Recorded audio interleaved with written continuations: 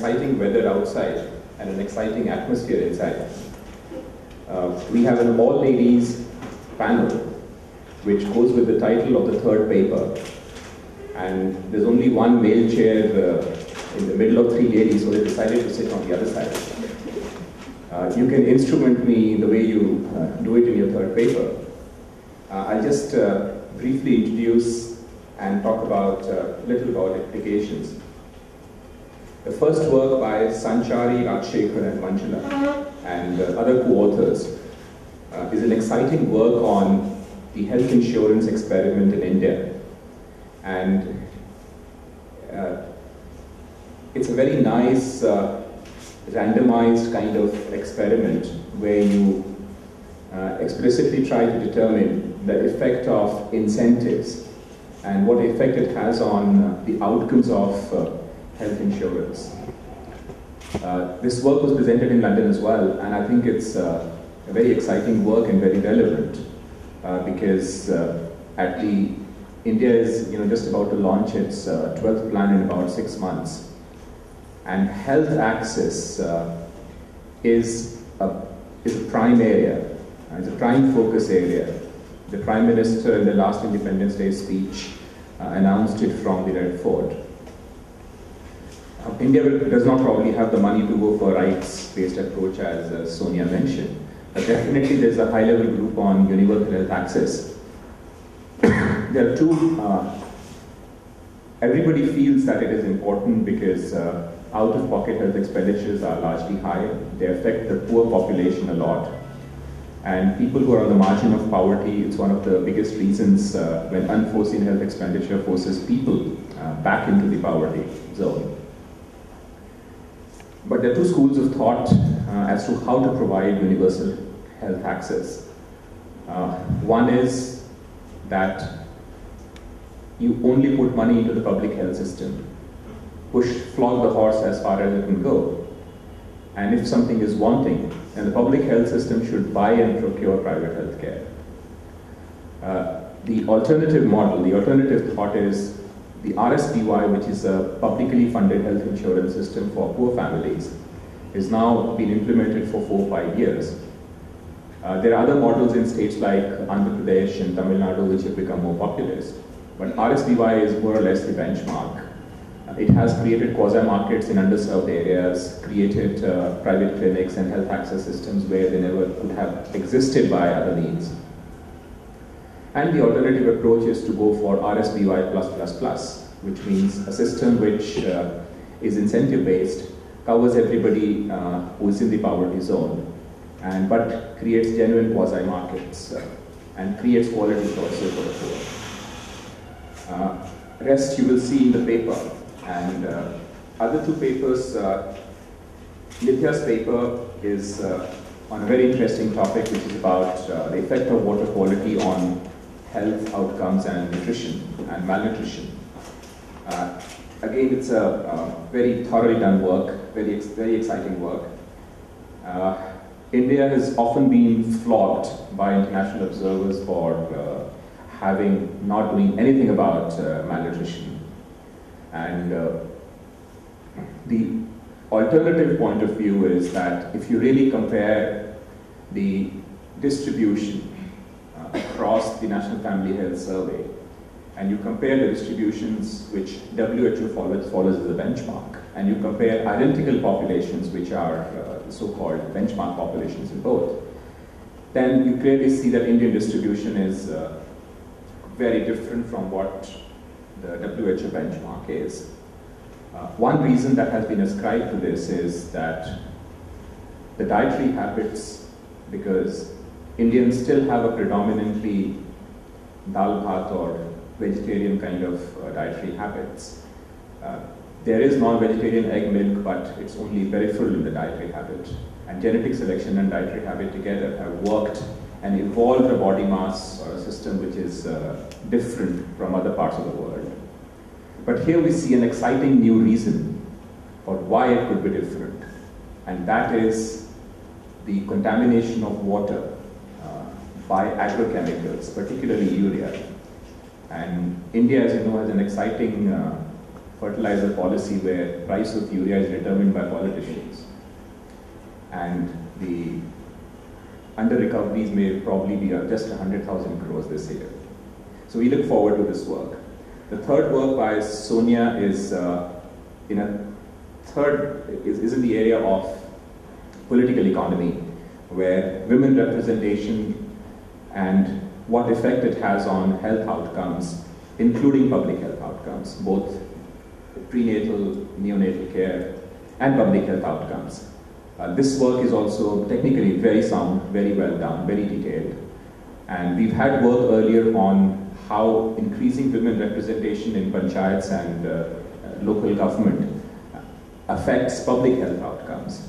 But this work goes beyond that. It goes into state assemblies and higher level representation, and then uses that to come out with very exciting results. With these opening remarks, we set the ground rules. 15 minutes for presentation. Hopefully not too many questions, so we can save 5 minutes from each and let you go for coffee on time. So over to Sanchari. Apologize for my voice. I think I've got a cold, but I hope you can still all hear me.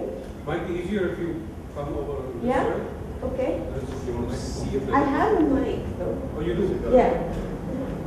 Okay.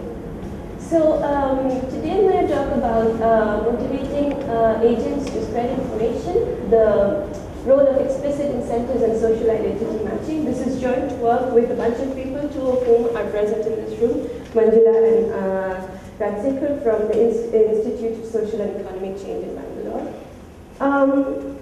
So I should say right at the outset that although Arunish motivated my talk by saying that we're looking at RSBY, the new public health insurance scheme, we are not explicitly looking at health outcomes right now at the moment because the study is ongoing. This is more like an intermediate level study that we are doing on a slightly different question, but obviously within the overall context of RSBY.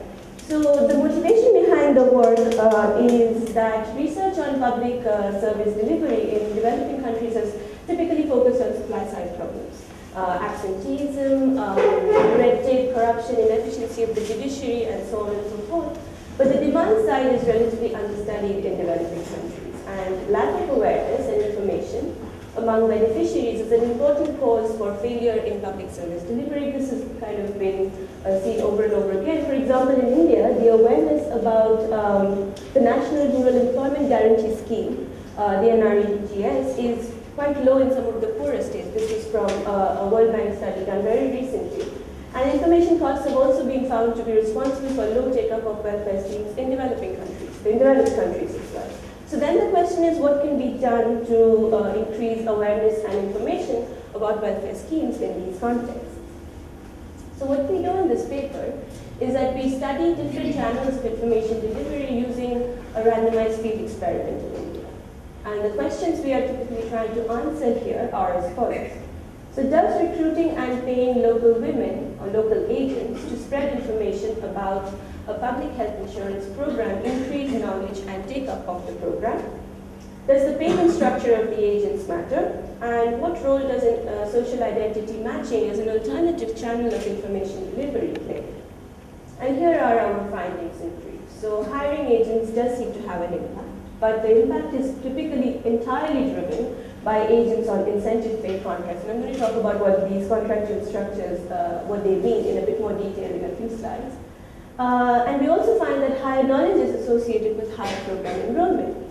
Alongside this, the other interesting result we find that in addition to incentive pay, social identity matching between agent and beneficiary has an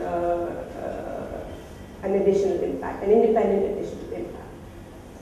So just to give you some background, the experiment is implemented in the context of the Rashtriya Swasthya Bima Yojana, it's the National Health Insurance Scheme, and henceforth we refer to it as RSBY. Our setting is 2 districts in South India in the state of Karnataka, Bangalore Rural and Shimoga. These are the 2 districts we are working with. And the scheme was launched in Karnataka in early 2010. So these are the just a quick preview of the key features of the program. So the target of RSBY is the BPL population, the below poverty line population. It covers hospitalized expenses for around 700 medical conditions which were listed by the central government.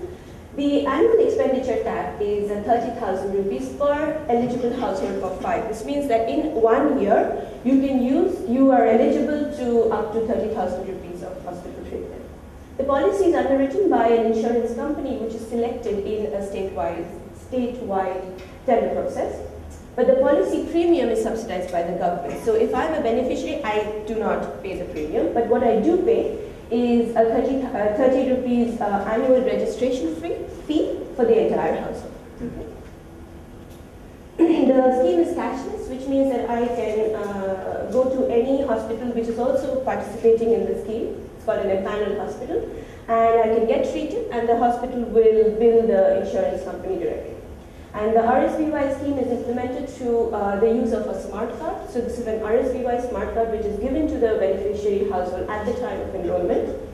And it contains all the biometric information of the members of the household which is enrolled.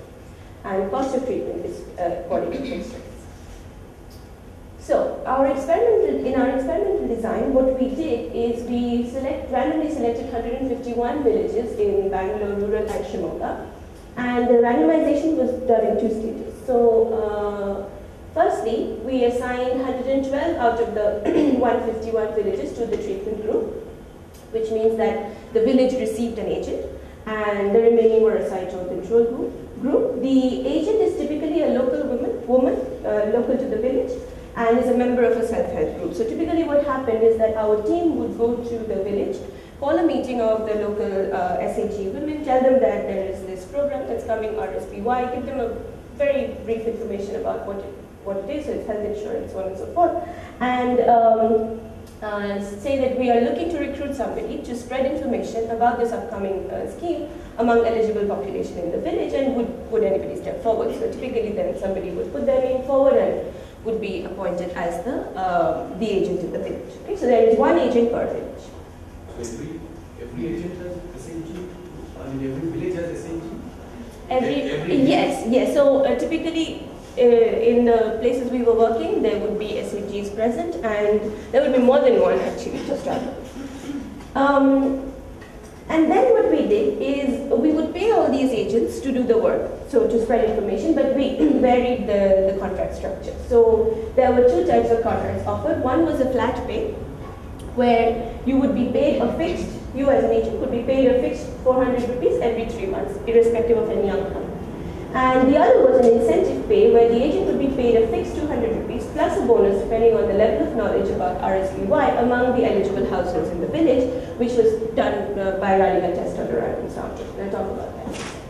So 2 points to note. One is average pay was designed to be equal to 400 rupees across both treatment groups, and this we did because we wanted to isolate the incentive effect from the income effect of having larger payment sizes. And the second point is payment structure was revealed after the agent put herself forward. So after the agent was recruited, then the payment structure was revealed to her, which would basically take care of selections.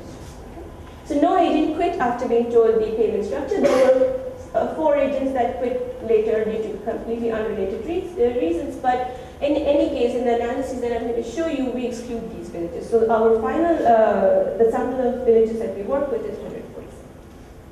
Okay, so the data that we use, so we ran three waves of surveys post-intervention. Every time we would interview a random sample of eligible households in our sample villages. There were a few months of gaps between each wave, and the aim of the surveys was first to administer this knowledge test, which typically consisted of 8 questions relating to RSBY, and basically you would score like between 0 and 8 on the test. We also wanted to measure enrollment, because it's one of our outcome variables. And thirdly, we collected some limited background information on the households, and this is what we will use in our social identity matching analysis. So the main outcome variable is the knowledge test Z-score. So these are standardized scores, but we also look at enrollment. Sanchari, yeah. Were these agents given any training about the RSBY? How do you know what level of information they had about the program? Yeah, so they were given training. So after they were brought forward and they were given the information on their contract structure, they were trained about all the the features of the program, all that would relate to it, and that is exactly the information that they would disseminate. Sorry? Yes, exactly. Okay. So empirical specification is very basic because this is an RCT framework. So beta will capture the overall effect of information spreading agents. And all regressions are weighted least squares because not every household is observed in every way, but there is overlap, so we use appropriate weights. Standard errors are clustered at the village level, and we have survey and taluk fixed effects. Taluks are, by the way, sub-district administrative units. So this is the first set of results we have. So if you look at column 1, this is telling me that on average, households that lived in a village which had any agent, either flat or incentive, had an agent, did significantly better, in some sense 0.17 standard deviation. They scored 0.17 standard deviations higher on the knowledge test than with households that lived in a control village. And this is robust to controlling for survey and taluk fixed effects. In column 3, what we do is we split the treatment groups. So this is basically looking separately at households that lived in flat pay villages compared to control villages, and incentive villages with control villages, and you can see that the entire effect that you observe in these columns is actually coming through the incentive pay guys, right? So the flat pay agents don't, or households in flat pay villages don't differentially do any better than control villages. Maybe you said it, but I missed it. Prior to this intervention, how would people get to know about the program? So typically, the mandate of the government of India was that there would be some information, education, communication activity before the program started, but that would be very, very basic. And at least for the purposes of our work, what we found is that there was nothing really going on. So I mean, you could get to know from your Anganwadi teacher or your ASHA worker or your local GP, but there wasn't much focus on that in any case. And what is the mean of knowledge? What is the mean of knowledge? Good question. The size of the... So these are standard deviations. Oh, these are Right? standard Yeah. deviations. But in any case, what is the Yeah, mean I of should know, but I knowledge? don't have the name in my head. Okay. So as I was saying, this is basically coming through. So the effect that we find is basically entirely through incentive pay agents, and which makes sense because you wouldn't. It's consistent with theory because you would not expect the flat pay guys to do any better than control guys because this was a flat payment and then they were not incentivized to etc. Which is what it's written here. Okay, skip this. I go to talking about the relationship between enrollment and knowledge. Okay, great, knowledge was good, but so what? Did it have any impact on enrollment? If we just ran an OLS of enrollment on knowledge, then obviously that would be biased because of these following reasons. There could be unknowns of heterogeneity at the household level that could bias the estimate for reverse causality. So what we did is we used the random assignment of our incentive pay treatment as an instrument for knowledge. And in this analysis, which I present here, the comparison group is flat and control, pure control, okay? Because there was no difference between the two. So here the incentive villages are compared to a composite control group, which consisted of the pure control and the flat. And what you find is, if you look at column 4, it seems to suggest that going from a score of 0 to a score of 1 in the knowledge seems to increase your enrollment by 40%, almost 40 percentage points. So that seems to be very high. So this is basically the closest we have to a real outcome variable, because you might argue that knowledge is only an instrument to something more real. Okay, that's what I have. And then let me quickly talk about this last finding, which is relating to social identity matching, which has often been argued as being important typically in the take-up of insurance products. There's a work by Sean Cole that kind of says the same thing. So what we do is we compare the effect of providing incentive pay to that of matching the agent and the beneficiary on social identity. And we collected, as I said, very limited household background information. So what we have is SC/ST status. So if the agent and the beneficiary are both SC/ST, SC or ST, or both general caste, then you would typically think of them as being matched, okay? And this is a within treatment group analysis, okay? So this is what we have. So if you look at column 2, what you have is you see that the incentive pay effect is still there, right? As we saw in the earlier tables. But now I have this additional effect of the household being matched with the agent in SC/ST status, and there is an independent and additive effect of that. We interact these two, there is no significant effect. So basically it seems that these are independent effects, and it implies that there is no crowding out here, right? And these results survive even when we control for agent characteristics. So in some sense you could say this, and the other point is that I can't reject the equality of these two positions. So in some sense it seems that if you could get the same efficacy in terms of knowledge distribution or dissemination either through incentive pay or by matching the household to the agent. Now the question is, what is the story behind this, right? And well, it could be that, you know, if the agent is of the same caste as the household, it engenders trust, so the credibility of the information that is being given to me is higher. Or it could be that, you know, being of sharing a same background reduces the cost of information sharing. There is no way in which we can disentangle these within the setup that we have, but it does suggest that this could be an alternative mechanism of information delivery. And then I am done. So am I doing good on time? Yeah. No, it's fine. Okay. So then I conclude that the demand side is, as I said, relatively understudied, but we run this experiment where we are recruiting local agents to spread information, and we find that it makes a difference to beneficiaries' knowledge about a scheme, and agents with monetary incentive typically do better at this, but social identity also matters. Knowledge levels are higher for households who are similar to their agents in terms of caste identity, and improved knowledge also leads to higher take-up. So shall we just go ahead with questions? Yeah? Yeah. Thank you, Sanchari. Questions, please. Yeah. So my question is that the incentive pay model is currently used in many insurance, just that, you know, ICICI would be selling in private insurance markets, but it's not. It doesn't seem to happen very often in the public domain, right? And this is kind of giving you a sense that we can have a similar setup with differential incentive structures. I mean, these are not very high-powered incentives to start with, right? These are fairly, I wouldn't say low-powered, but like 400 rupees over 3 months, right?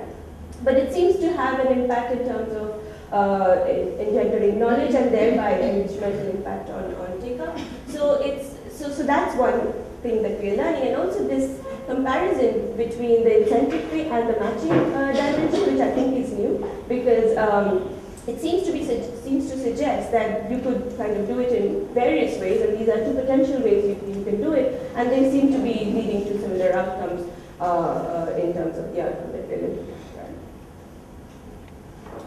Publicly financed insurance, not yet. So that is why this is interesting for us. Now we have 4 hands, and that I think I'd like to stop at 4. So we give Sonia the first chance. So you have these 2 things that work, incentive pay and the identity of the agent. First of all, if you are an agent, you typically cannot only go to, you know, the SC household. So if I were to just kind of rephrase your point, if I'm an SC agent, right, in my village, I just go and tell the SC guys, right? I can't do that because I know that when it's sent, we will go back and interview a random sample of the eligible population, right? So there is less chance of you being able to get through by concentrating only on a few, right? But you're right to the extent that these are alternative dimensions of motivation. So one could be that you're financially motivated, and the other point is, if you remember, these are additive, right? So if you're already financially motivated, I think I agree with that. So I didn't mean what you think. All I was suggesting was an interpretation of your social identity matching beyond credibility and trust. So you interpreted the social identity result in terms of credibility and cost. Potentially, human But it might also be that when you're matched, the agent is almost. Absolutely, I think that's exactly the story. But I was just kind of trying to dig into it deeper to understand what could be driving it. But you're right, we are motivated on. Beneficiaries, or these are agents in the chain of so there's one agent and they train the self-help group members and then they give knowledge about the insurance, or the beneficiaries are the members of self-help groups themselves? No. So do you want to elaborate on that? The agents, basically, we recruited them from the self-help groups in the village, right? And they would then disseminate knowledge, but could be some of the beneficiaries themselves could be members of self-help groups. And the At least in the context. And I think that's the one thing. Last, select from SNG groups. Why? For convenience. Because in some sense. But then we need the figures for number of self-help groups in the area, how are they functioning, or individual agents would have been better than just an academic issue. That's a good. So we were trying with the idea of either DP members or some institute. So self-help group came as a better bet because not every student will have a transcendental member. There is a proportion of self-help groups in the area, the people covered by self-help group might be. But that's nothing to do with the coverage.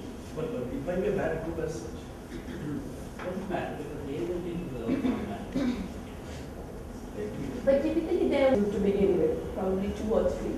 But it was almost like there is a focal point where we can go and we can gather people, because otherwise it can become completely, it can go out of hand. What are the chances that we go up to somebody on the street and say, are you interested in being an agent? Whereas this is much more focused because it's like a government institution, and it's easier to kind of use them to kind of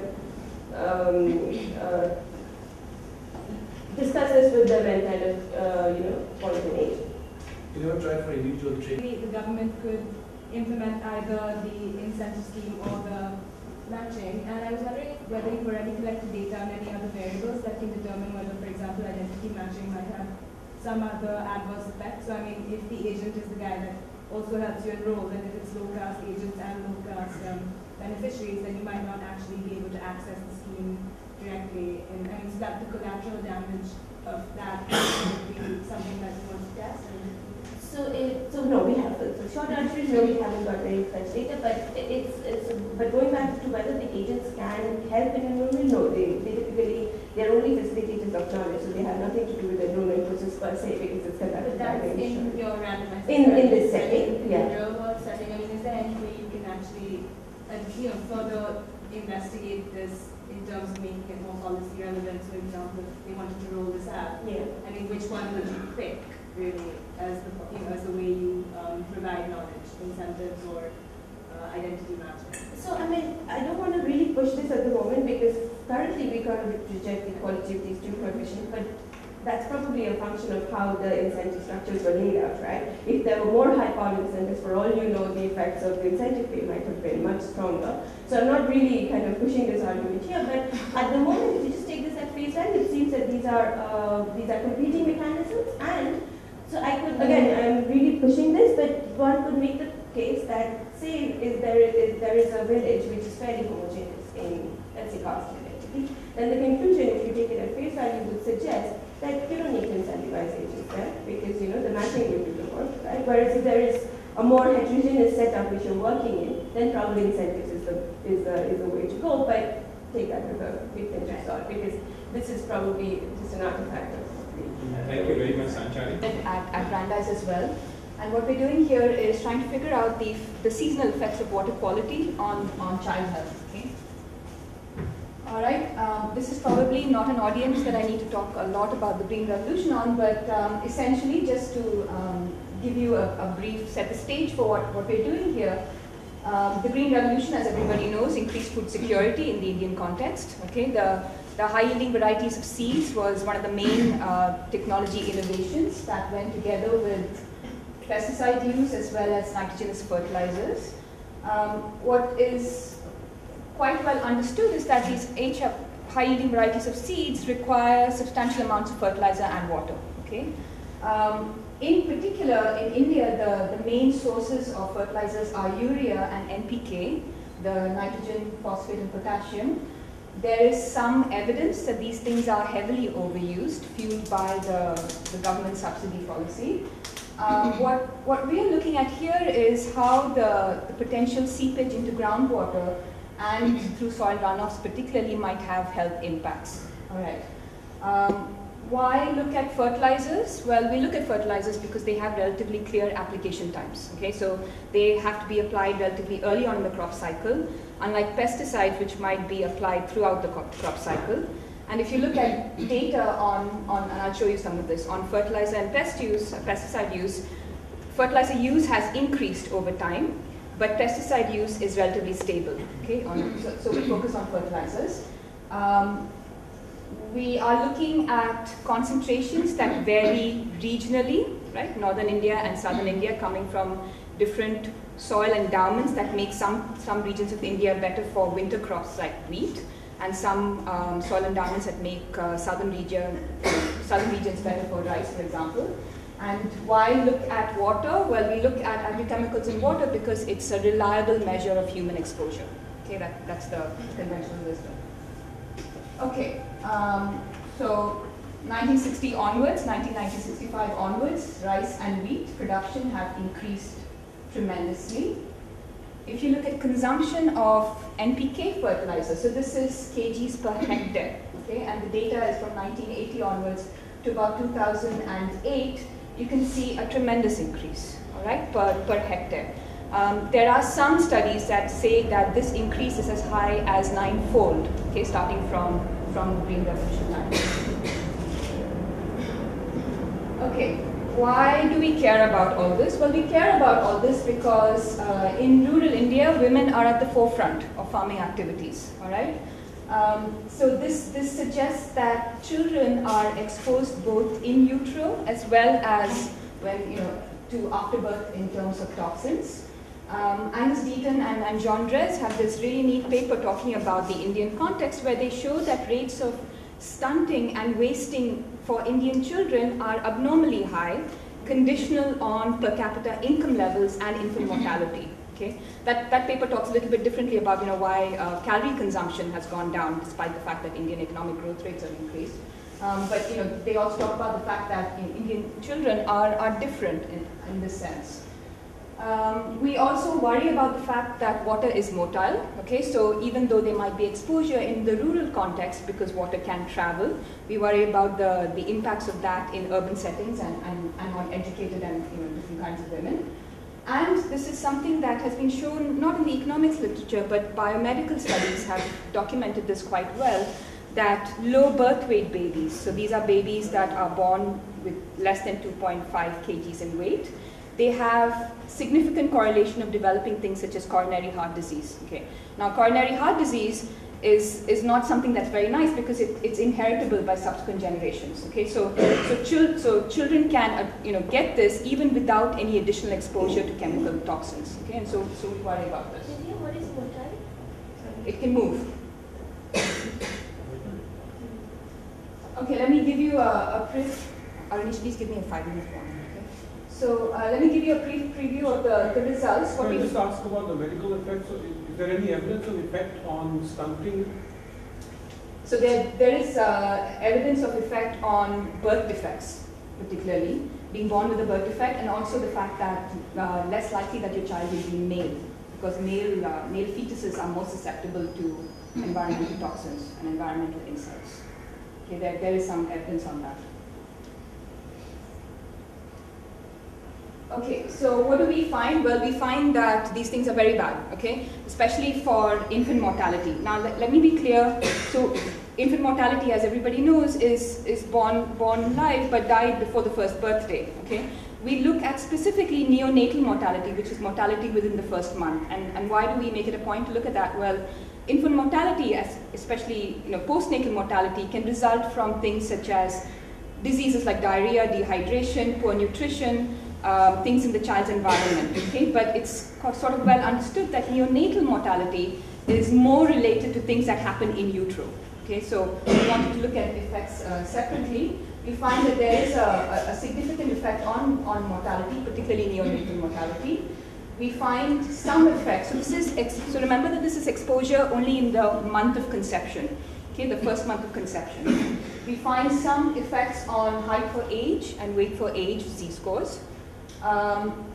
Not surprisingly, the negative effects are most evident for the most vulnerable populations. Okay, so these are the children of uneducated women in rural households, poor rural households. Okay, that's where the effect seems to be the strongest. We also wanted to test whether exposure in the second and third months have an additional effect over exposure in the first month. There is some evidence that these are larger in magnitude, but we can't reject that they're statistically equivalent, okay, which essentially says that is the month of conception that matters. And then we run a number of robustness checks related to temperature and disease. Okay, I'm going to skip through a lot of this. The only thing that I'm talking about here in the previous literature is going to be these studies. Okay, these are studies, biomedical studies in the US context, particularly Minnesota and so on, where what they show is in the US economy, if you plot nitrates levels, they seem to peak in April and June. Okay, so if the baby is conceived in the months of April and June, between April and June, they're more likely to be born with birth defects. Okay, why April and June? Well, that coincides with the crop cycles. Okay, the application of fertilizers in crop cycles. And Winchester is actually a follow-up on that. And I'm going to skip the public health stuff. Okay, what is our identification? The identification is coming from exogeneity in soil endowments, all right? That makes northern India, so Uttar Pradesh, Punjab, Haryana, and Gujarat, more suitable for wheat. Southern and eastern India more suitable for rice, all right? And there's also exogeneity in the timing of crop cycles. So wheat, for example, is a rabi crop, it's a winter crop, right? It's sown essentially in November through April and then reaped in the spring. There are several rice crops, but we're going to focus on the larger one, which is the Kharif monsoon rice harvest, which is sown in June to August. Okay, now we don't want to do any of this stuff without controlling for other standard measures of water pollution. So we have those in there as well. Others we have omitted variables, right? So we also control for levels of fecal coliform. So if you were here yesterday, you would have seen much of this from the Greenstone presentation. Fecal coliform is essentially it's a measure of domestic pollution, okay, coming from human presence. We have BOD in there, which is biochemical oxygen demand, which is a standard water pollutant. It's, if you're interested, it's essentially how much oxygen is required in the decomposition of organic matter. Okay. Now, these two things, fecal coliform and BOD, higher levels of that are bad for you. All right. Dissolved oxygen is essentially how much oxygen there is in the water. Higher levels of that is good for you. All right. And we have this information by state, year, and month. We are concerned about measurement error in the fertilizer measure for agrochemicals for a variety of reasons. The one that I want to highlight is that we have information on all of these things on all the water pollutants at a very disaggregate level, but we can't match it with the NFHS data at the village level. Ideally, what we want is, in that village, what is the exposure that the woman is having, okay? But we can only do it at the state level because of various issues. So that use of proxy is, we're concerned about measurement error, so we're going to instrument for that, all right? And the identifying instruments are these interactions of crop state and crop timing. Okay, water quality data is from the Central Pollution Control Board, which I actually have to go to later on this afternoon, but so it's across the river and it's good quality data. We have it from 1978 to about 2005. Okay, let me show you what we see in terms of nitrogen. So this is, I've divided this up by wheat states, all right? So you can see in the wheat states, which are you see a peak in the level of nitrogen in January to February, okay, which coincides with the application times. And as expected, you shouldn't see that peak in the other non-wheat states, and you don't see it for the rest of India. Okay, what's happening to pollution in general? So this is divided by decades. Fecal coliform is in the more recent years is increasing. Dissolved oxygen is as well, but biochemical oxygen demand has had a humongous increase. Okay, and where is most of this coming from? The main source of BOD is industrial pollution. Okay, so a large, there is some evidence that water quality is declining, especially if you measure it in terms of BOD. What's happening with fertilized agrochemicals? It was high, close to the time of the Green Revolution, but it has declined. Okay. I should be clear that there is no measure in the water that says fertilizer. Okay, so the way this is constructed is using information on the chemical components of fertilizers. So these are things such as phosphates, ammonia, nitrate, nitrogen, arsenic, lead, potassium, and so on. And the water quality data is detailed enough for us to see whether any of these things were present in that particular month for that particular station. So that's how this is constructed, that measure. Sorry, the graph on the right, yeah. Presence where? In water. In water? Yeah. Presence in water. So what explains this drop? Yeah, how did you reconcile that with the fact that fertilizer use went up enormously over this period? Well, yeah, so that's right. This is critical to what you're doing. Yeah, so there is this decline. I can only say that there is some mismeasurement in, so this is a constructed variable, agricultural, average presence of fertilized agrochemicals, okay? But it's negatively correlated with the trends you showed us. Yeah. Right. So, yeah, so you have no information on what happened in the economy to make that fertilizer not be present in the water? Well, so irrigation has gone up from tube wells versus surface water. Is that possible reason? So I have a feeling that what's happening, so this is a variable that I have constructed. So I have a feeling what's happening is that in this particular time period, 2000 and 2005, actually the water quality data is missing a lot of information on the critical components of fertilizers. Okay, so it might not be an accurate representation of this. I mean, there is some decline. It's people have shown that. So post 2010, there has been some decline in the use of fertilizers per hectare, but I'm not picking that up here. And I think it's coming from the fact that the construction of the fertilizer variable is not as accurate as I'd like it to be. So I have to construct fertilizer based on the components of fertilizers, and if that variable is not there in the water data, then I don't pick it up. But that's your critical variable here. Yes, and so there's measurement error in this essentially. It's worse than measurement error because it's negatively correlated with the trend. That's a trend in measurement error. Yeah. Right. But there could be a real reason because of the shift in the water sources over time in agriculture, from surface to tube well, which might have affected the amount of runoff into the water. So it could be real, but you need to know that because the measurement error excuse is just going to kill you, right? Yeah. But that it's a real phenomenon. The water has gotten actually less concentrated. It's fine. Yeah. We don't care, right? As long as it's real. Yeah. Well, so maybe I have to look into that. Yeah. Good. Jen, go ahead. The graph on the left, does it look similar for wheat versus non-wheat states?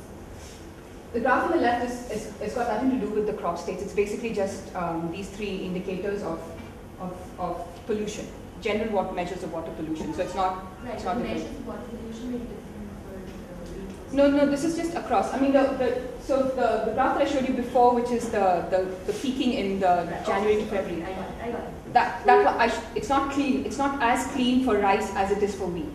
Okay, and it's not as clean for rice because rice has multiple harvests. The graph on the right is the same measurement. What you're measuring in the three periods is the same. It's the same, yeah. 5 minutes. Okay, so demographic data, these are the 3 rounds of the NFHS. Okay, let me just get to, what did I want to say here? Okay, so the DHS data has information on year and month of birth. Okay, so using either a 9-month gestational cycle or a 10-month gestational cycle, you can figure out what the month and year of conception was, and that's the level at which the data are matched. Okay, outcomes, I already mentioned some of this, I'm going to skip them. Okay, so what I wanted to show you here with the standard deviation of outcomes was these numbers. Okay, height for age and weight for age z-scores. In 1990, so this is using, so 0, right, is the conventional for a well-nourished child. In 1992, the mean child in India was stunted. Right, this is -2 standard deviations. It's getting better over time. Okay, Wait for age was also a wasted, underweight child. There's been some stalling between 1998 and 2005, and this has been recognized before as well. Okay, so Deaton and Dress have seen that there's been some stalling in terms of improvements in this. Yeah. So NFHS 3, you can't. Do you have any district identifiers there? Say that again. You don't have any district identifiers in NFHS. NFHS 3 has it, but it doesn't have it for NFHS 1 and NFHS. So 2 and 3 have it, but not 1. That's the problem, and we want to use all 3. Isn't it the other way around? No, I'm pretty confident it's. No, because there's always sensitive information in NFHS 3 that made the sort of the access to data of district. Yeah, so you're right that we had other issues with NFHS 3 because that's when they fielded the HIV. So then you can't even match this sort of pollution data. You have to do it at the state level. So that's why this is all done at the state level. It's not done at the multi-aggregated level. This is only for the weak states? No, these are all states, yeah. Okay, first state, I'm going to skip to this. Let me just show you a few of the results. So infant mortality, it shows up. Okay, this is the presence of, and there's a whole bunch of exogenous characteristics in there, as long as time, state, interactions of time and state dummies and so on. Over ID tests are in there. I'm just showing you so this is the dummy, the average of the dummy with the presence of fertilized agrochemicals shows up for infant mortality. What's the instrument? The interaction of crop state and crop cycles, the month. And that's you're assuming only the top variable is measured with error, but not the others? The other concentrations are measured perfectly, and the only one that's not measured well? Yeah, And so yes, that's the assumption. that's the assumption. Okay. And the assumption is coming for a variety of reasons, primarily from the fact that we are proxying for close proximity using state things. Okay? Most of the infant mortality stuff is coming from neonatal mortality, which is what we wanted to see, right? It's not postnatal mortality. The gender of the child being born male is negative, but measured imprecisely, right? We don't see that, so we can't measure it with precision.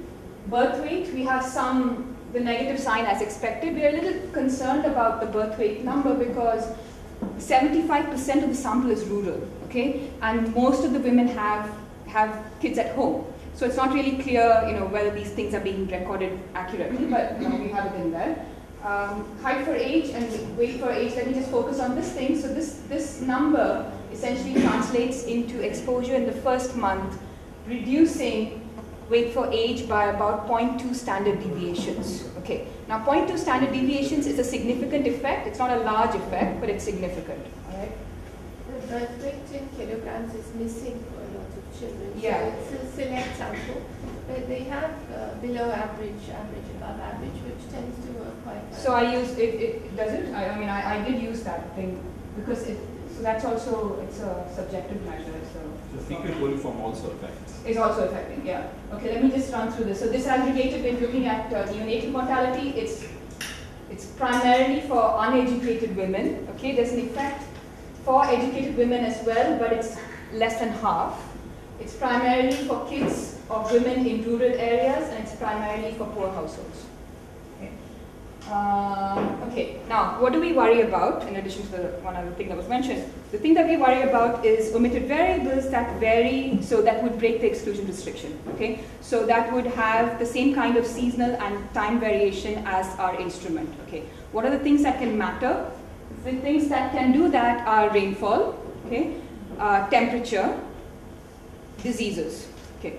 Now, so net of rainfall, our effect, so the first column shows you, let me just focus on neonatal mortality. If you put rainfall in there, in second stage, neonatal mortality doesn't go away. All right? Now, we're still looking for this, but ideally what we want is land temperature, but we don't have it at the monthly state year level. So the water data has water temperature, and there are studies that have shown that it's an imperfect proxy, but it's not a bad proxy. Okay? And again, net of that, neonatal mortality doesn't go away. And then we have malaria in there. Now, malaria information is very sketchy that we have. So we have it from 1999 to about 2002 and then 2005. Okay?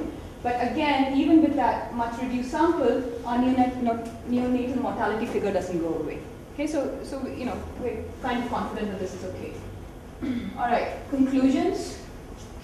Where we're going next with this is trying to put some structure on this, okay? And the structure is going to come from theory, which is going to say that there's this tension between use of fertilizers to increase yields, okay, and the fact that fertilizer applications can have this negative impacts on health of kids and subsequent generations. Okay. So that's where we're going with this, and the effects seem quite large, but they're not an outlier. So Shea and Greenstone, 2003, find comparable effects on child mortality. This is coming from the Clean Air Act regulation in the US. Galliani in 2005 is looking at the privatization of water sources in Argentina, okay, and they find that as a consequence of privatization, child mortality went down by almost 26%. So these are large effects, but they're not out of keeping. And I want to end with one picture. So here is application of fertilizers. This is actually Green Revolution India. Okay, this is early 1970s. So if we took a picture today, it would be pretty much similar, except it's probably color photograph taken with a cell phone camera and so on. Thank you. Thank you, Nidhiya. That's very nice. I mean, if your industry of occupation is still, you're a landowner, you Yeah, still have a huge farmhouse, you're still as exposed. Yeah, so the way we're proxying, so I haven't used the wealth information that's in there, but the way we proxy for rich and poor households, poor households are those that don't own big consumer durables, like refrigerators, televisions, motorcycles, and so on. Okay, that's the thing. One thing that might be happening, so my view is that anything that's evident to the researcher is probably very evident to the subjects. Okay, and in conversations with Andy Foster and so on, one suggestion that was made, and I should say this is Andy's idea, was you want to look at optimizing behavior and endogenizing behavior, and then you might see increased contraceptive use during these when these applications are made and so on. Okay, that seems like a very sensible thing that people would be doing. Some of that might be going on. Are these treatable? Can that be just taken out? Some of the chemicals, but my sense is probably not all. And there might be some issue of access to those technologies that might differ by wealth and by education and so on. There might be some of that, yeah. Good. Yes, last question. It's one of these cases where you have economic growth, but it has these negative consequences. And we need to know that in a growth-oriented research agenda. I am worried about this measurement error problem. Oh, but before you, on the rich-poor thing, of course, the DHS doesn't actually have anything that really tells you about wealth, right? It's like number of. But they have this additional information. Well, okay, so yes, so it's mostly whether or not you own a fan or. So it's basically So and that should be highlighted. I mean, it's a real limitation of that data set. And it's really too bad, right? But you don't know even land ownership. You can't distinguish between landless and land. And the big difference between households is where they get their water. Yeah. The water source okay, so I should be clear that the source of drinking water for the household, that information is in there. Okay, so that matters or not? No, it doesn't. So okay, that's interesting. Okay, so for example, like a third of the households, only a third of the households get water from piped water. Right. Okay, but the rest, it doesn't do seem to be. Interact the water source? No. With, okay, so I should do that. I should do that. And the last point is, of course, this measurement thing. Yeah. Right. So you showed us the seasonality of fertilizer use. Yeah. Can you show us the seasonality of the chemical in the water? Is it? So I showed you nitrogen, which is the chemical in the water. That's in the water. Yeah. And it displays that pattern. That has the pattern for the wheat states. For rice, it's a little less clear. Okay. But at least it shows us that what you're measuring in the water there is correlated with. Yes.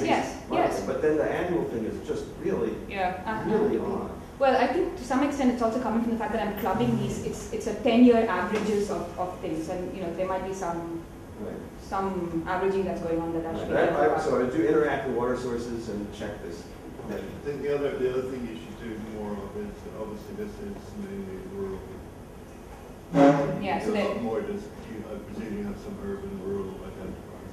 So I did break it down by rural and urban. And do some of the interactions in the actual. I should do the interactions with the urban. I don't know whether this goes into the water supply in the urban area, but at least it will be weaker. Yeah, it probably does, because this is all India information on all rivers, tributaries, ponds, lakes, any source of water. Okay, so it probably, and I should probably do that interaction. That point about surface versus groundwater is particularly relevant for wheat area. Yeah. I mean, there is some control for that because the sources of drinking water, it differentiates whether you're using well water or you're using river water. Thank you, Nidhiya, for an excellent presentation. Was the last, because IGC funds the collection of the guidance data, But the violence data are still being coded, so we don't have any results on violence, but we'll tell you about the data and the hypothesis. But we have, to do the last project, we have coded politician religion, and that's quite interesting. So we've got some results linking that to health. And because that is very preliminary, and we haven't done any robustness checks, I'm going to just, I don't know if I'm going to do very well on time, but I'm going to fly through a finished paper on gender and health, because I think some of the comparisons between what we're finding for gender and religion are useful.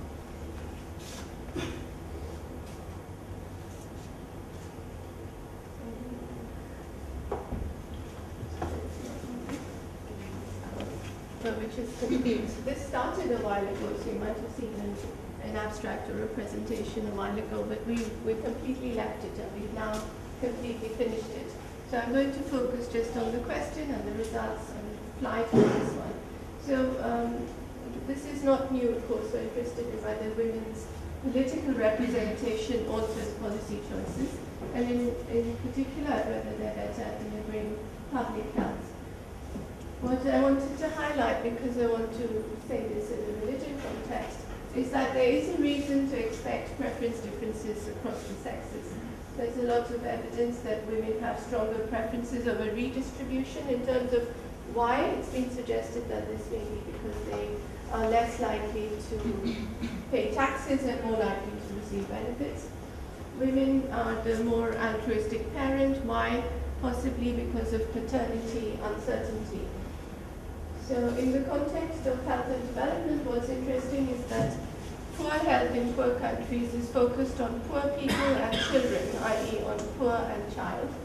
So the hypothesis that women have a preference for public health reconciles with a wider set of evidence that women are more progressive and exhibit a stronger tendency to invest in children. It's further also the case that women disproportionately bear the costs of poor reproductive and health services. So they're the main carers when children or others are sick. And there is replacement fertility in a paper that uses UK data that's joined with Arthur Van Soest. We estimate that for every neonatal death, 0.37 additional births happen. And so women do bear the costs of extra fertility. So I don't think with this audience I need to detail this, but you all know we discussed yesterday that quotas were established at the village level, and there's quite a lot of evidence. My co-author, Irma, sorry I forgot to name her at the beginning. This work is joined with Irma, and Irma in that set of studies is the one person who is the one study that has evidence on women at the state level, which is what we're going to look at. So although quotas were successfully introduced at the panchayat level in 1993, a women's reservation bill proposing that a third of seats are reserved for women in state assemblies and parliament is currently pending approval. It was introduced in 1996 and it was approved by the Rajya Sabha in last year, in 2010. But it's struggling to pass the Lok Sabha. A political scientist, Sanchari Roy, I think amongst others, has argued that this more limited support at the state level for reservations for women reflects a concern that women claiming those seats will be elite, unlike women at the village level, and so unlikely to represent the interests of the common woman. So in a sense, we're testing whether this detachment holds. So relative to a lot of the literature, except for my co-author's previous work, we're looking at a different set of policymakers at the state level. So power. There is with membership of the council the fact that even if women's representation increases, it will still be below half. It is always below half. So women may need to negotiate with men, and even if there are effects of women's headship, there may not be effects of their more general representation. Also, previous evidence looks at the post-93 period, and it's unclear whether what we're finding in those studies is a recent phenomenon or whether there's evidence it holds earlier. So Irma collected these data for her PhD on constituency level candidates, and we have the votes, the winner and the runner-up. We identify gender directly. We aggregate these data to the district level in order to merge them with the health data. And those are some descriptives. The sample average of women in state assemblies is about 4.1%. The median is 0. We match these data to the NFHS. It's got two nice features for us. One is that the retrospective birth histories can be used to generate a long time series of neonatal and infant mortality, but also there's very rich information on a range of health inputs and also village level facilities that haven't been exploited very much in previous work. So we have a micro panel of births within mother, so a sequence of siblings born over time, and this is after the merge nested in a district level panel. That's a picture of the density. There's a trend. That's the lowest plot controlling for nothing. We use close elections, which Irma has used in her related study, where she looks at education. And we use mother fixed effects to allow for the endogenous heterogeneity. So basically to allow for the possibility that women time their births in response to the political regime, and this reaction differs across women. It's plausible, for example, that the composition changes not because you choose to time conception, but because, for example, women leaders may campaign against female feticide, or, as we find, promote antenatal care, and by both means may change, say, the sex ratio of births also. So your instrument is strategy? We argue that this is possibly because the post-neonatal group, the post-neonatal mortality is, by definition, is by construction selective on survival through the neonatal period. And so that may be one reason we don't see effects when we separate for post-neonatal. But also, more interestingly, if it's the case that women leaders are investing in women in line with incentives, electoral incentives, then the tie between, Nidhiya said this as well, the tie between investments in antenatal care and neonatal mortality is much cleaner than the tie between investments in women in antenatal care and post-neo. We investigate timing and find similar sized effects for the 2 years before birth and the year of birth. We could take this in questions. We discussed that timing in the paper. The size of the effects is large, and interestingly larger than the estimated impact of democratization in Africa. To explore mechanisms, we look at village public goods. Here we have no time variation, but we have cross-village variation, and we instrument with close elections. We also look at several health inputs, which are detailed in the results slide. Here we use the close elections instrument again, and we can't use mother fixed effects, but we use mother group fixed effects. These are about 1,000, so they're coming close to picking up what mother fixed effects do. So basically we find, I think, quite striking results for village level public goods. 10% increase in women, which in the median districts is basically raising women's representation from 0 to 1 woman out of 9. This increases the probability that the village has each of those facilities, a PHC, a community health center, a dispensary, and a hospital, by those probabilities. Then we've looked at many of these health-seeking behaviors. I'm sorry I'm flitting through, but basically, except for tetanus, for which we find no significant impact, for every health behavior we looked at, we find large impacts. So changing from 0 to 1 woman at the district level results in a 12% increase in the number of antenatal visits, a 10 percentage point increase in the chances of using iron supplements in pregnancy. It hugely increases the probability of early initiation of breastfeeding. In the paper we discuss information versus demand versus supply. I should just say that clearly for breastfeeding you don't need a facility. So it does suggest that if women leaders do something, it's probably information and encouragement. We find a large drop in the probability of a home birth. The NFHS lets us look separately at public and private facility births, and the entire shift away from home is to public. And vaccinations also increase. So basically we find large impacts on neonatal survival and a range of inputs, including all these prenatal and early postnatal care behaviors and the village level public health infrastructure.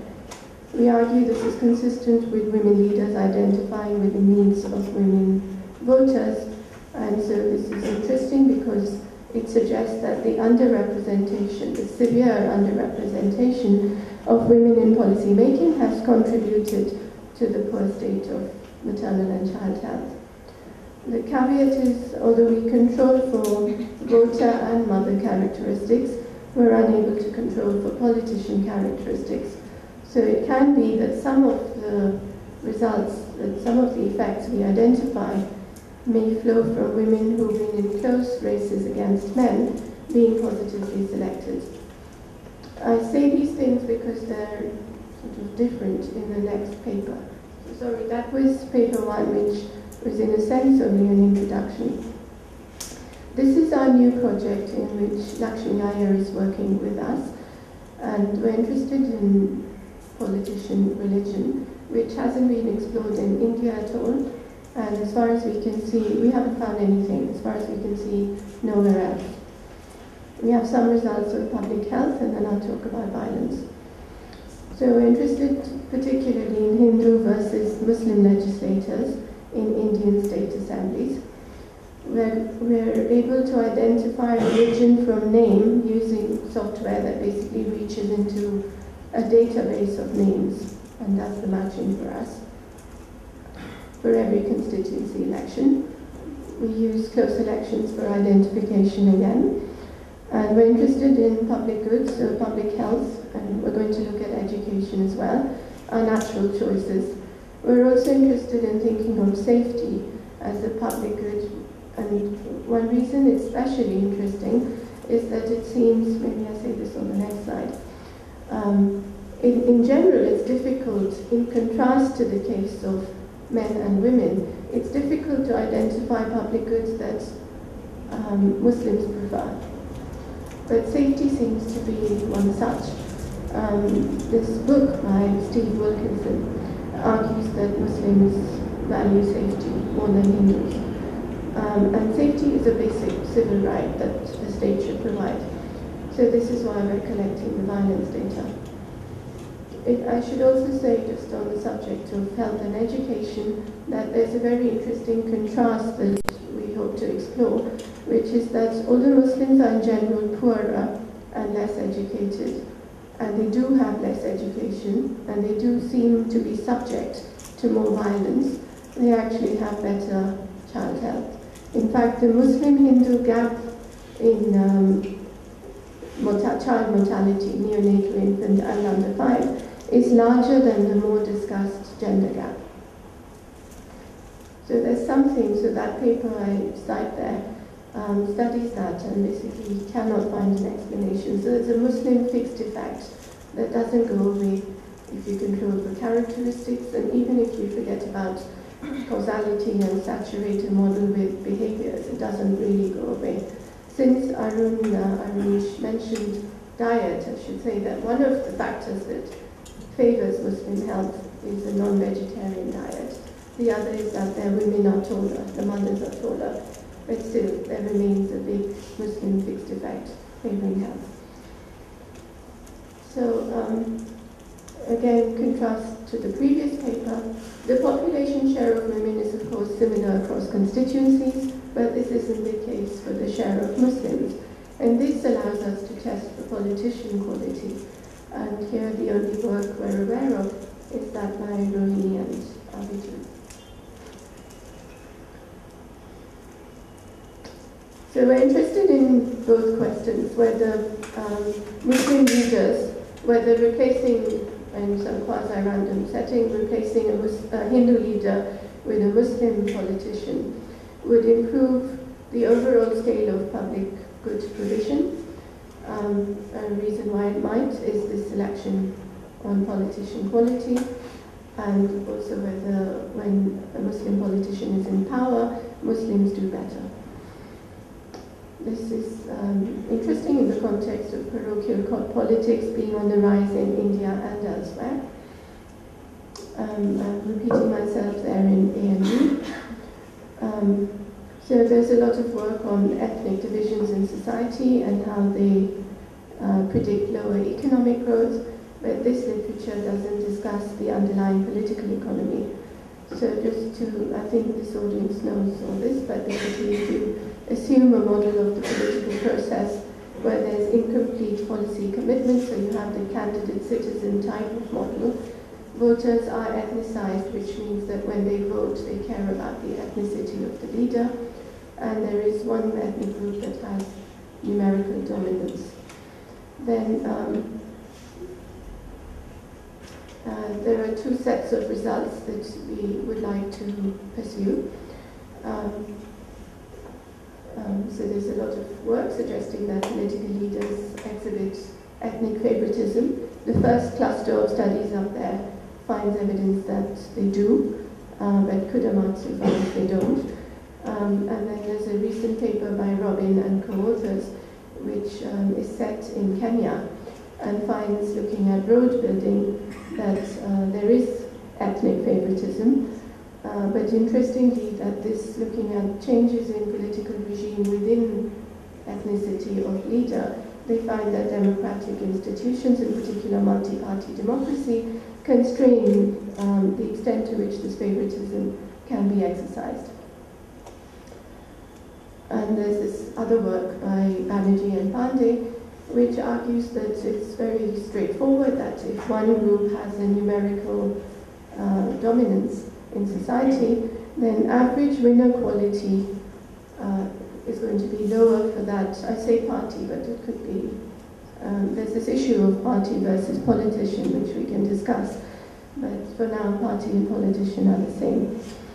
So they basically show, they have some data from UP, which they collect themselves, on caste, and they find some evidence that in where the constituency population share is dominated by a high caste population, the average quality of the high caste leaders is poorer, and this is symmetric, it holds the other way around.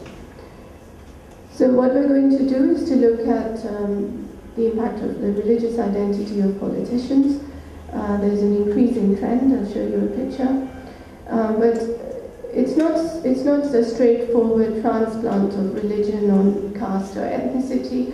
There is direct evidence of caste-based politics, with parties, for example, selling the idea of caste. This is less clear for religion. So we don't really know if religious identity matters. There is a widespread perception that Muslims are discriminated against in the allocation of public goods in India, and there are large differences in the outcomes of interest. So we have the state legislative election data at the constituency level. We use software that we got from Bradford City Council in England to identify Muslim names. It matched 72%. And we manually classified the rest. We had the whole data set cross-checked by a firm in India, and we've done this for 1980 to 2000 and are working ourselves back now to 1960. So using our new data set, we know that 8% of state legislators in that period are Muslim, and that there's a trend increase. Instead of reading these numbers, I'll show you some pictures. So what that graph is interesting for is to show you that the red line, which is the population share, is taller than the purple line, which is the legislative share in every single state. This is the distribution, so you can see that this is district level data, that it's skewed, and this is the trend. So I don't know what happened between these. Remember that these are election data, so the variation is only really every 5 years. So after 1995, there's a sharp increase. Ayodhya happened in 92, so it's possibly why. And after 85, there's a drop. This might have something to do with VB Singh, but I don't particularly know, or we don't particularly know. This is at what level? This is district level averages. Sorry, sorry, I take that back. Yeah, the right answer to your question. We're working at the district level using these constituency level averages, but these are elections to the state assembly. So that's what's relevant. These are state legislators. And here is the lowest plot of neonatal mortality or infant mortality against Muslim politician share. This is the share at the district level. So you can see that there is...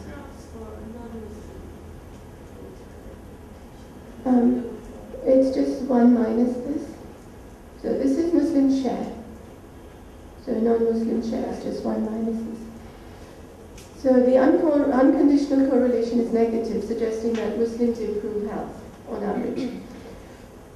Now, the unconditional correlation, of course, is not one to be trusted, but because the share of Muslims is going to play a role that the share of women doesn't, I just want to emphasize that this could arise because the share of Muslims clearly is likely to increase their representation, but it may also improve child mortality in the region because of a composition effect. However, if we look at close elections, the relationship is still negative. Anyway, so we're going to, well, we've done this, so I'll show you a few results and then I'll stop. So we use the close election strategy that we discussed earlier, and we find that raising Muslim political representation results in overall improvements in population health in India. This is consistent with positive selection at every local level. It's a large effect. A 1 standard deviation increase in Muslim political share lowers the infant mortality rate by 3.2 percentage points. Of course, that's partly because the standard deviation is a big number. So we have a more realistic number down there for you to read. However, there's no evidence of favoritism. If at all, so looking at the coefficient sign, Muslim children do worse, but there's no significant difference. So since baseline Muslim child mortality is lower, this main result suggests that Muslims are improving things and reducing health inequalities. As we did in the women paper, we looked for mechanisms, and we have so far, using that set of indicators of prenatal health, found nothing. But our coefficients are really poorly determined compared with those we had for women. We haven't yet looked at village level public goods, and to gain power, we're going to merge in NFHS1, which has district IDs. So this is what we plan. We want to fine-tune this result, testing the hypotheses that basically Robin and Rohini and Abhijit have put forward in those 2 papers that we discussed. So we expect that there is variation, so we expect that the extent of the politician quality effect will vary very non-linearly with the share of Muslims in the jurisdiction. We haven't tested this yet. And as Robin argues, but also as Wilkinson argues, any ethnic favoritism is weakened by political competition. So we're going to look for evidence of that using variation across states and years in the parties competing. Won't go through this. So obviously we'll conduct a bunch of robustness checks. And I'm really ready to wrap up now, but this is the work that we proposed to the IGC. We proposed an entire project. We got funded to collect the violence data, and this is happening nicely. So the data, there are violence data collected by Ashu Doshvarshni and Steve Wilkinson, but they stopped at 1995, so we're simply updating to 2010.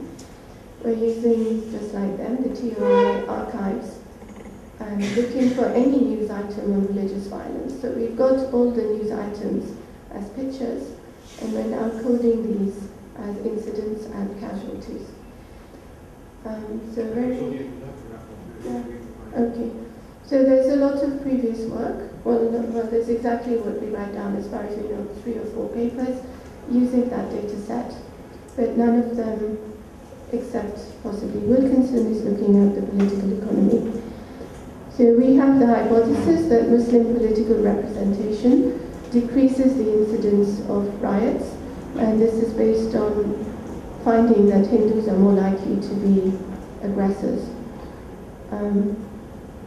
Just as for the previous discussion of health public goods, we expect the peace-creating impact of increasing Muslim share to be higher in Muslim minority areas and to be a function of polarization at the local level. Thank you about political competition, as you have pointed out, because partly what may be going on is, I've not seen the actual regression, so let's assume that all the econometrics is kosher.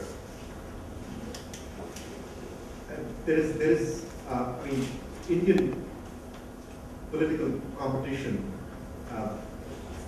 might favor Muslim representatives if the Congress party is in power, because they might allocate resources disproportionately to those constituencies where Muslims are more likely to elect Muslims, because that's the way, and that happens more in some states than in others. So not just the Congress party. The Congress party, say, it depends on the state you're looking at, but in the 1980s in UP, but not, for instance, in Kerala. So you may want to think that it's a very, very complex story that has less to do with health and more to do with resources in general.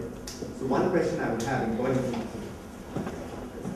you may want to study these mechanisms, but you may also want to see whether it's just health or pretty much everything that gets better. Yeah. Gaps in health and education are oppositely sized. In education, Muslims do worse, in health they do better. But certainly with the NFHS village data, we can look at electrification, banks, telephone infrastructure, and so on, and we plan to. So I'm not sure I read it out, but it was on some slide that as the share of women goes up, so in the women paper we did look, we find health infrastructure improves at the village level. We also find some tendency for the bank infrastructure to deteriorate, and that's basically because as the share of women goes up, the share of men goes down. So presumably if the argument is that there are preference differences, then it seems that men prefer banks. So we are going to look similarly at a number of outcomes. Thank you. Can we start again?